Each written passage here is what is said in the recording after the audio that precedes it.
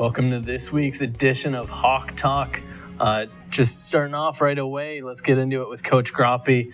Had a couple road games in Bellevue, in Grace, and Dakota State, and came out with 3 victories. What's it like to go on the road late in the season and keep getting wins? Well, we're at the point now, and I've been looking at the long-term scenario for quite a while, that we have to try to win the games that we're supposed to win, maybe favored in. And so, especially, I've been viewing that Bellevue game for a long time, and I knew how tough it would be. I've been forewarning our players, and I said, just wait, Bellevue's going to get somebody because it's such a tough place to play. And sure enough, it was. Lorna Shepard hit a game winner with 7 seconds to go. So I knew that game was going to test us to the limits. And then the Grace game I knew would be, a fairly easy one. Then at Dakota State, too, is a tough place to play, and they've been playing well at their place. So I viewed it as 3 crucial games because, again, the long-term picture is we're trying to make the national tournament. And so far, knock on wood, but we have not taken what I consider a bad loss this season. Our 5 losses, one is to Jamestown, which is ranked 11th in the nation. And we've lost 4. The other 4 losses have been to schools at a higher level than us, NAI Division Ones. Montana Western's ranked 20th in the nation, NAI Division One. Vanguard's number 3 in the nation, things like that. So we haven't taken a bad loss yet this year, and so I viewed them as must-wins when we got them. Yeah, like you said, any road game in the conference is going to be difficult, Yep. And specifically Bellevue, kind of an interesting gym, not as big as Scott Gymnasium, Right. only a few bleachers. How impressive is it to do what they've done in their first year as a program? Well, he recruited all junior college players, so it's not like, somebody said, first year you'll have no trouble. And I says, no, they're all junior college players. They've already played 2 years of college basketball. I think 10 of their girls have played junior college basketball. So very experienced group. They're all juniors. They're going to be real good again next year, as seniors. But I knew that they had a lot of experience under the belt, so I knew they'd be good. Yep. And then looking forward to this weekend, Jamestown, that one team that gave you your only conference loss. The last time we saw them was December 2nd. That seems like forever ago, really. So do you look at tape from that, or do you try to gain from tape from more recent games? What I've been looking at is games that have been fairly close. People probably don't know this, but their last 8 games, their average margin of victory in the last 8 games is 46 points. That's what they've been beaten by people by on average, 46 points. The closest anybody's came in the last 8 games is 30. So I don't weigh hell. I try to go to when they played at Briarcliff, and I watched that game, or games like that, fairly close. Of course, I did look at our game as well. But I looked at 3 other games that, teams that kept it fairly close, and tried to gauge from that, because I wasn't getting much out of, a 45, 50-point loss. That didn't help me at all. So games that were close, and I have watched 4. Yep. And like I said, that's a long time ago. Mm-hmm. How do you kind of keep everyone fresh, healthy throughout the long season? Well, I've been trying to set mini goals, just focusing on like the weekend, hey, ladies, this is the game of the year. We drop this one, we drop out of the polls, and therefore your chance of getting the national tournament's reduced. And kind of just stress on, the now rather than looking ahead and stuff. So, people wanted to talk about Jamestown. I didn't want to talk about it. I didn't care about Jamestown. I said I could care less. We're looking at Dakota State. We're looking at Bellevue and Great, things like that. So I've tried to keep our ladies very focused on what's at hand now and the consequences if they would drop them, that, you may say goodbye to a national tournament berth. So showing them the importance of that. So we've been just a lot of mini goals, just that week at a time, and stuff like that. So, and not focus on Jamestown. That's what everyone wants to talk about, is Jamestown. I didn't want to.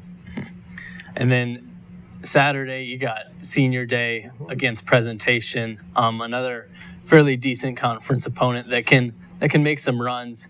Yeah. But yeah, sending off 8 seniors, what has that group meant to the program and going to the national tournament last year and trying to get there this year? Well, I'll backtrack a little bit, and then I'll get to that question. That, if you lose to Jamestown, it's not a bad loss. Again, it won't affect your poll numbers. Right now, we're ranked 21st in the nation, and we got to stay there. We got to try to stay at that. So Saturday's a must-win against Presentation. Then I also feel that we're assured of no worse than second seed. So we're going to get the first game at home, and if we win that, we're going to get also the semifinals at home. Wednesday, the 22nd, is going to be the home playoff game. I feel we have to win both those games, and even if we lose in the conference championship, that could put us at 24-7. Now, last year we got into the national tournament at 23-8, so we could improve upon that by one game and be 24-7. So that's my ultimate goal: is whatever happens on Friday, it happens, but Saturday is a must-win, and then also we must win 2 games at home during the playoffs, and then I think, the chances may be good. But what those gals have given to our program is, when I inherited the program 4 years ago, I called it a mess. Things were not good. We had to say goodbye to 3 seniors off that team that I liked, but there's also many others that I just simply had to say that this isn't the right fit for you.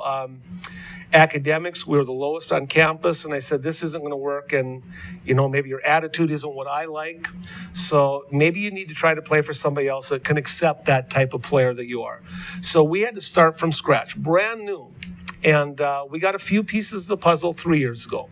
We got a Megan Klein, we got an Ashley, Benz, all those gals, and then we did one more piece of the puzzle 2 years ago when we had another nice recruiting class. So all these gals now, when I look back at their career, especially those that have been with me for the haul, listen to what they've got to do. They've got to go to Hawaii.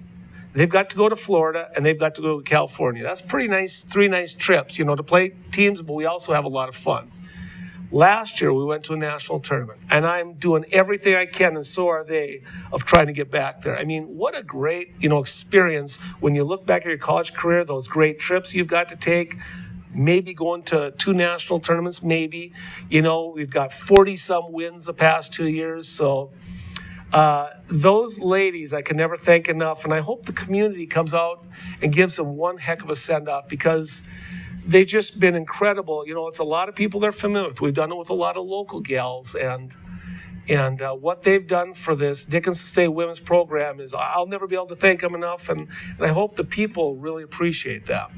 Yeah, and like you said, this season is sort of mirrors last season and going into the playoffs with the second seed. And we've talked about that Valley City semifinal game last year, trying to get the people out and to make some noise like they did last year. Any extra motivation besides, the chance to go to a national championship? No, the Valley City crowd last year was unbelievable. I mean, they stormed the court. The student section was full. I look around, and that's what I hope that the people out there are willing to give these gals, because they've done it the right way. I mean, their academics are through the roof. They've done, they're such good human beings off the court as well. They play hard. Last year, maybe we had a little more talent. We really did. We could step up, and we lost Janiko Thomas, our leading scorer. Then we lose another one, Leslie Bedoin, at the beginning of the year with a blown ACL, and she just had surgery, so she's done. And so we don't quite have maybe the talent of last year, but somehow this group has found a way. They're just bounding each other. They scrap, they fight, they claw. And again, maybe the games haven't been quite as easy, but you know what? Our record as of today, knock on wood, is a little better than last year. We don't have that bad loss like we did, and therefore, I don't know what more we could have done as a program. So now it's up to the community to come out and say, thank you, ladies. Thank you, 8 seniors, for what you've meant. We've loved to watch you play the last few years. And so it's up to you, the community, to come out and show these gals what they've meant to you. Yep. And 2 of those seniors reached milestones in the past few weeks. Lorna Shepard getting 1,000 points, and then Megan Klein becoming the all-time rebounding leader at Dickinson State. Those 2 specifically have kind of played out their almost whole careers here at Dickinson State, and have, like you said, have really done it the right way. So make sure you get out to Scott Gymnasium Friday against Jamestown, a big conference matchup, and the NAIA game of the week, and then Saturday to send off the seniors' regular seasons. So thank you, Coach. Yep. All right. Thank you for having me. Good luck this weekend. And we'll be back with a men's basketball player.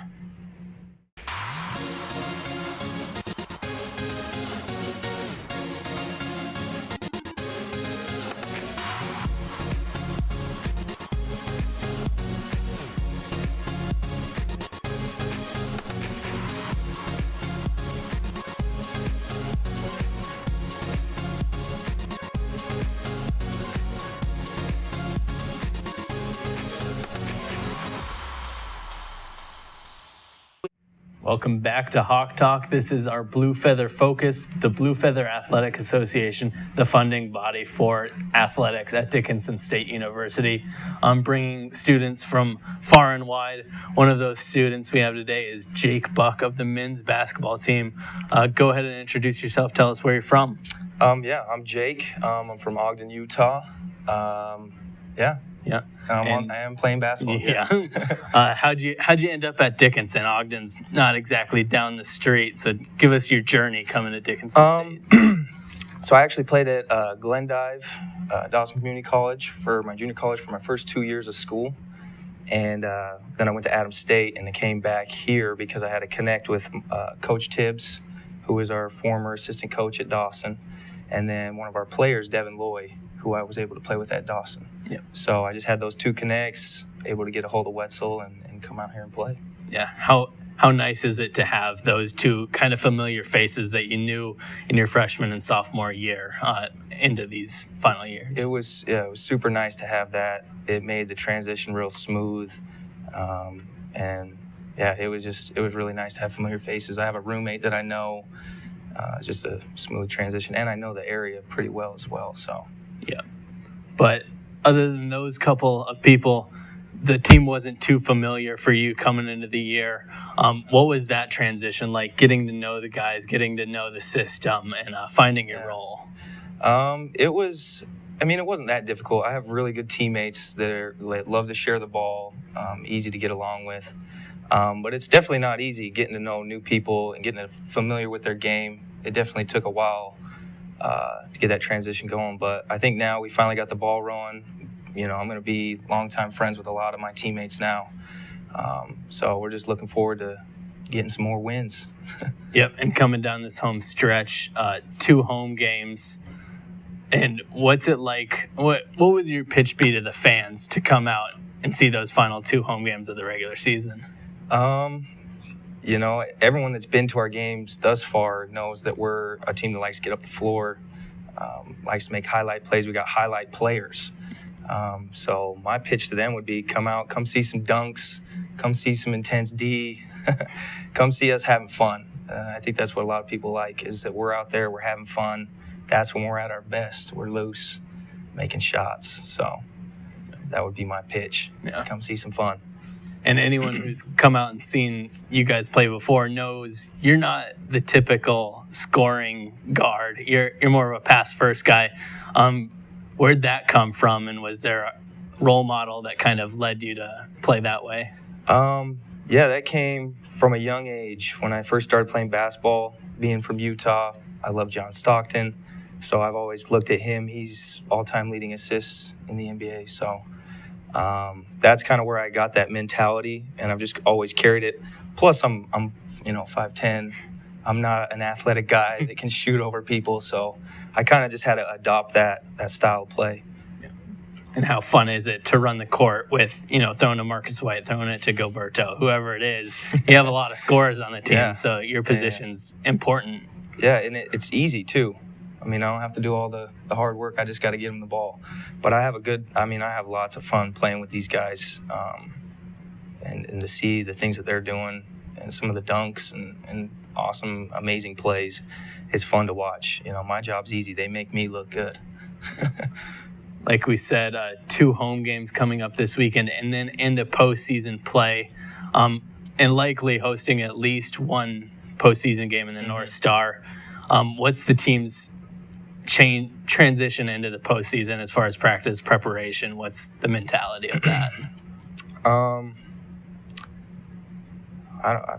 want to say our instinct or our mindset isn't going to change, but because we've come into a lot of games is having a chip on our shoulder, having that edge, something that Coach Wetzel talks about a lot. So coming into the playoffs, we need to continue to have that. But we need to know that it's do or die. There's a little bit more pressure on the line. But I think our guys can handle it. I don't think we're going to change a whole lot. Just got to keep pushing. Yep. And like you said, there's always been that chip on the shoulder, but the team also seems very relaxed throughout the year, no matter the situation, down 5 in the fourth quarter, whatever it may be. The team's relaxed. What kind of lends to that mentality in the team, in the locker room, whatever it may be? Yeah, I don't know how we've been able to stay so calm in some of the situations that we've been in and been able to close out close games. It's probably due to our senior leadership. We got a lot of older guys. We only have the one freshman. Other than that, it's juniors and seniors. So I just say, our experience plays a huge role into that. And then just the way we've been able to come together and work as a team in those kind of situations. So. And then one of the hard-hitting questions we always ask, your teammates have struggled with this one, so hopefully they gave you some advice. Worst dressed and best dressed on the team. Worst dressed and best dressed. Well, worst dressed, without a doubt, it's Brandon Jamar. Sometimes I don't know what he's wearing. Best dressed on the team, that's a tough one. I dress pretty nice. All right. It's fine to say yourself sometimes, yeah. Yeah, I guess I would say myself. Yeah, I think we'll give Brandon the pass, though. You can't always find clothes for 7 feet tall. True, I didn't think about that. But, yeah, sometimes he's wearing some things, and I'm just like, okay. All right. And so you've only been here for a little over a semester now, but what does the community mean to you here at Dickinson? How do you feel about that? I think it's been awesome. The fans have been great. Everyone's very welcoming. When we go to restaurants, people recognize us and say hi, and that's always a cool thing to have. It feels like we have the support from the community, so that's been awesome. And then, like I said, being from Glendive, I'm kind of familiar with this area. I know some people, they live here, so I love the community here. It's been great. They've been really supportive, and they cheer really loud at all the games. Yeah, so keep coming out and doing that. But looking forward for yourself, what's your major and where's that going to lead you after school here? I'm getting a university studies degree. I'm going to take it back home and start working. My last year at Adams State got a little bit of debt. Didn't get that full ride, so I'm going to get out of debt. But I don't really have any plans other than that. Just get back to out of negative to zero. Yeah. So make sure you come out and check out Jake and the rest of the team this Friday against Jamestown, and then Saturday, senior night, against Presentation, and then hopefully next week in the playoffs. Thanks, Jake. Hey, thanks, Parker. Yep, we'll be back talking about the newest edition of the DSU campus. Life is full of many successes, achievements, stages. Every year we grow, things change, and pretty soon we realize we want and need to do more. When you're ready for that next step, Dickinson State University will get you there. Find out how at dsublue.com. Welcome back to Hawk Talk. This time around, we're joined by Ty Orton, the director of the DSU Heritage Foundation, just kind of giving a recap on the latest on campus with the foundation and a little beyond. One of the things that happened recently was the scholarship deadline, or priority deadline, came across, and pretty successful there. Yeah, we had over 300 students apply for scholarships in all of our departments, and we have over 115 named scholarships right now in order to give out for next year. So it's a nice little chance that kids will get them. We need some scholarships in some other areas, some of our most popular areas of study, business and language and lit and those type of areas. We don't have a lot of scholarships for those kids, but I think we had almost 80 applicants for the business department right now, and we had one scholarship. So we want to continue to push that, but we have a lot of scholarships for education. We have a lot of scholarships for even natural science, those areas. So we're just going to continue to grow, and as long as everybody remembers this is still our second year in existence, and we want to continue to become stronger in those areas. Yep, and the different fundraising things going on, the launching of a couple new campaigns with the Centennial coming up also this year. Yeah, the Centennial's moving fast. We decided to bring that back into the the Heritage Foundation. We have a committee. Jenna Waldschmidt is phenomenal. She's a chair of the committee. We have almost 75 people working on the Centennial right now. We're several years behind. Most universities start this 2-3 years in advance, and with everything new, everything moving so fast, we started it up, and we have a logo. We have a date set for reunions, for athletic reunions, for all student reunions, and really getting everything going for the 2018 campaign. And now we're starting to raise money in order to pay for all of those things. Yep, and definitely if you're interested in helping out or joining the different celebrations, make sure you reach out to the DSU Heritage Foundation, and they'll put you in contact with who you need to know.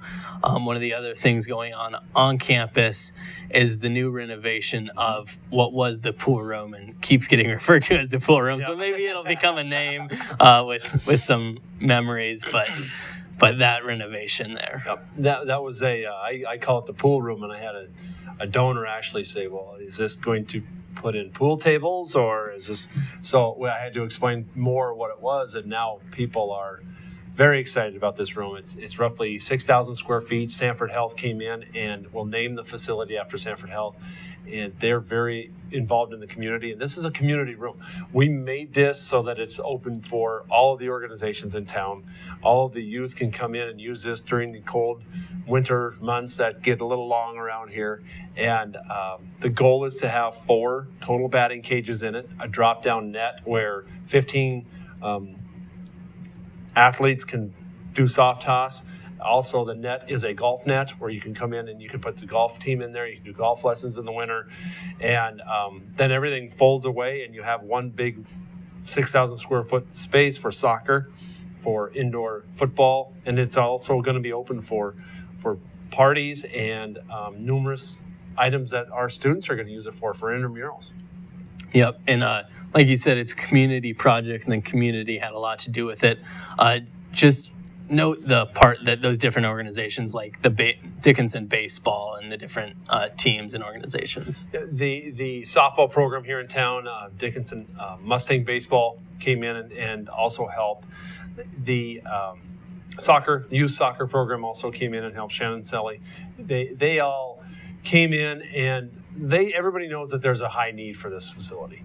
And the biggest concern was making sure that everybody had their own time. This is a facility that is open for them. They'll have a certain night during the week where those organizations will come in and use that facility, and it's only going to be open for their organization and those athletes that are going to use it at that time. This is something that they've been trying to find a spot for 5 to 6 years, is what Jason Hoppoff told us, and finally found a place that was willing to work with people and really willing to open up that facility. And if you would have seen the facility before, it was just a large closet, which Parker's been in numerous times hauling stuff in and out of. So. Yep. And so thanks to all those organizations, Dickinson Park and Rec as well, Yes. taking a big part in that, as well as, like you mentioned, Sanford Health. So what's the kind of timeline that they're looking at for the finishing of this project? We're going to bring somebody in to paint it, which is starting next week, and turf is ordered, and everything there potentially to be done by mid-March. And do a grand opening. Scott Mack was a major player in this whole thing. He spearheaded the whole thing, making sure that trusses were put in, floors are done, detail work is done, helping people get items done. So he was phenomenal in the entire process. Yep, definitely. So make sure you look out for that later this spring, and then come and enjoy it. And then the weather should be nice soon enough, so you won't have to be inside. But definitely over the next few winters, make sure you check out the facility. Basketball, like we said, is at home this weekend, so make sure you go and check that out. If you're in the Aberdeen area, softball will be playing there in the Dome. Similar facility. Yeah, so make sure you get out there and support the Blue Hawks. And track and field will be in Brookings, South Dakota at their conference track meet. So make sure you look online, support them. But until next week, Hawks are up.